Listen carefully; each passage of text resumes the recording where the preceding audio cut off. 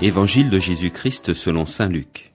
Il leur dit: Ainsi est-il écrit que le Christ souffrirait, qu'il ressusciterait d'entre les morts le 3e jour, et que la conversion serait proclamée en son nom, pour le pardon des péchés à toutes les nations, en commençant par Jérusalem. À vous d'en être les témoins. Et moi, je vais envoyer sur vous ce que mon Père a promis.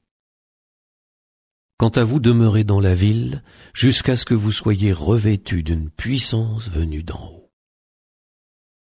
Puis, Jésus les emmena au dehors, jusque vers Béthanie, et levant les mains, il les bénit.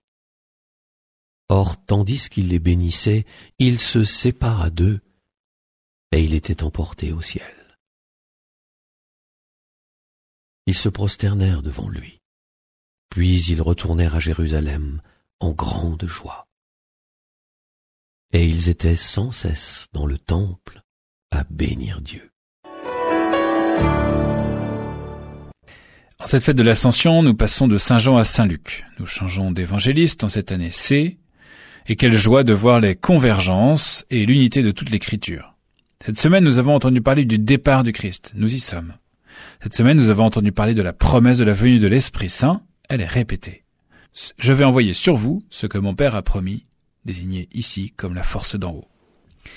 Mais si dans l'évangile de Jean, Jésus soulignait la tristesse des apôtres à l'annonce de son départ prochain, ici il n'est plus question de tristesse. Les apôtres ont dû faire du chemin. Ils sont tous joyeux. L'évangile ne nous rapporte pas un seul soupçon de regret, de nostalgie ou d'angoisse. Au contraire, cette ascension du Christ semble plutôt un tremplin. Ils retournèrent à Jérusalem en grande joie, et ils étaient sans cesse dans le temple à bénir Dieu. Ce sont là les tout derniers versets de l'évangile selon saint Luc. Il se termine par la joie et la louange. L'évangile, selon saint Luc, se termine sur les mêmes sentiments et attitudes sur lesquels il avait commencé.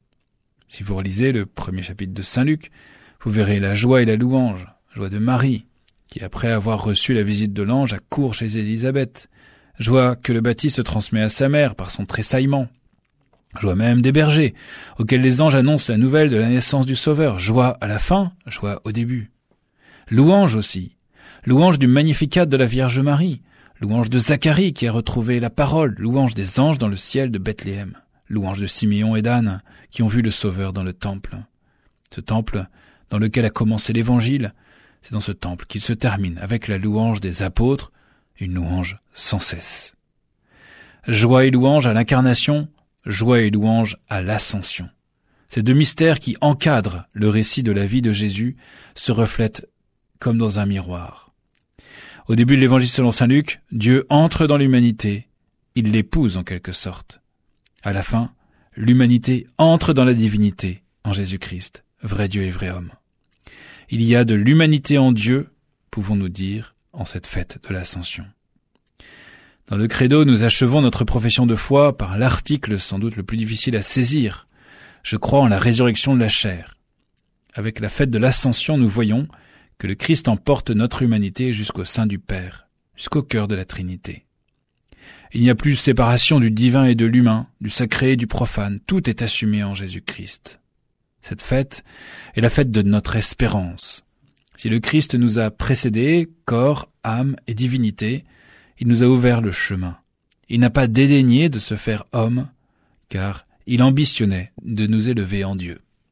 L'évangile du jour a été commenté par le père Édouard Roblot, curé de la paroisse Notre-Dame de la Paix sur